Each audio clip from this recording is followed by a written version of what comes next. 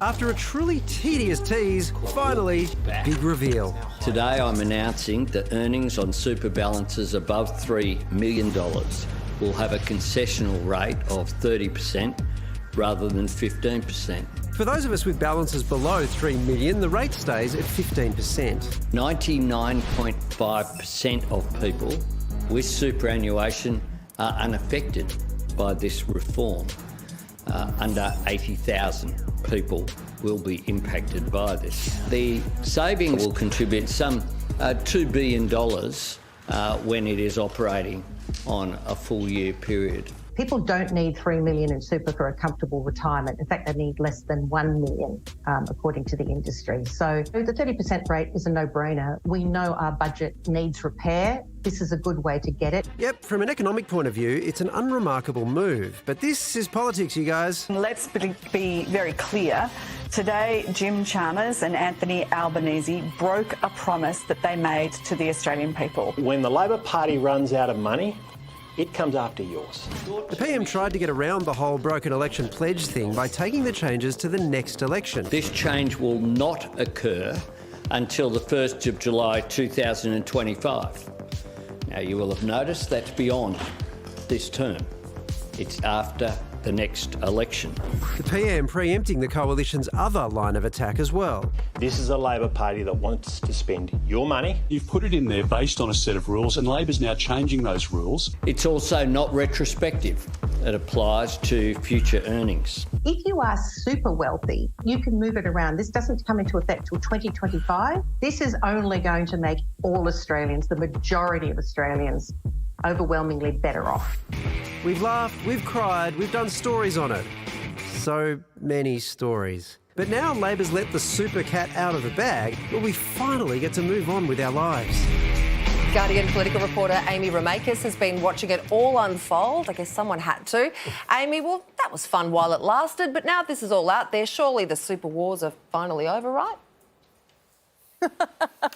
Oh, if only the super wars were over. No, we've just laid out the battleground to have another couple of years of super war because there's nothing else to talk about in this place. So, no, what we've basically seen the government do is say, we've had a great conversation for the last week. Thanks for all your consultation and your input. What we're going to do is we're going to cap people who have more than $3 million in their account. We're just going to cap the tax concessions that they're allowed to have it at 30%. But we're not going to do it until after the election. So you get a say in whether or not you want this to proceed. Well, so Amy, exactly. It seems like a lot of trouble to go to for $500 million a year, which in the scheme of things is not a lot. Yeah, I mean, I think it's maybe a rearview mirror in a submarine or something like that when we're talking about this from a budget perspective. I think what we're seeing here is just the tiny little step further into talking about wider budget reform. What we've seen laid out is just how much money is going out in foregone expenditure for tax concessions. And they're sort of saying, look, there's $150 billion going out the door here that we could be using for the NDIS, for Medicare, for aged care, for childcare.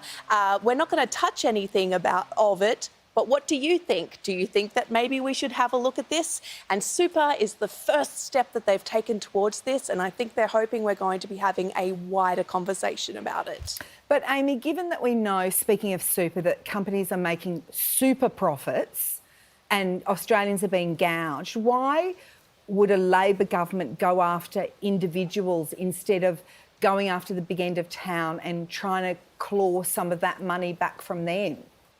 I mean, if I was having tacos, I would probably say, why not both? And I think that perhaps that might be something that we see down the track. But targeting superannuation and the tax concessions that are going there is a nice little tiny step that's mostly palatable in the direction of budget reform, because I don't think that there are too many people out there who think that if you've got $3 million in your super, you're doing it a bit tough. So all that sounds right. I suppose the political risk here is that people will look at this and think that actually this is the thin edge of the wedge and they're going to expand. They went for the rich people now, but then they're going to go bigger and bigger and bigger until eventually it gets to you. And I imagine that's what the opposition will run. How big a risk do you think that is politically? Well, it is always a risk doing any sort of budget reform or tax reform. We saw what happened in 2019 with capital gains and with negative gearing and franking credits. We know that there are no-go areas for Labor and for the political class at large. Although the Liberals, while they were in government, they did make changes to superannuation, and I think that the world did continue. We are already seeing the opposition come out and say that this is class warfare, but the facts of the matter is we have a lot of expenditure, we have a lot of obligations, and we have growing responsibilities on the budget, and we don't have a hell of a lot of more money coming in. So the question is, how do we start paying for all of the services that we all use and take for granted when we've got an ageing population, when we have so many more constraints and responsibilities on the budget? Something has to give. Whether this government is going to be courageous enough to actually start having that conversation, I think is up to your viewers. All right, Amy, thanks so much for your time tonight. Thank you, anytime.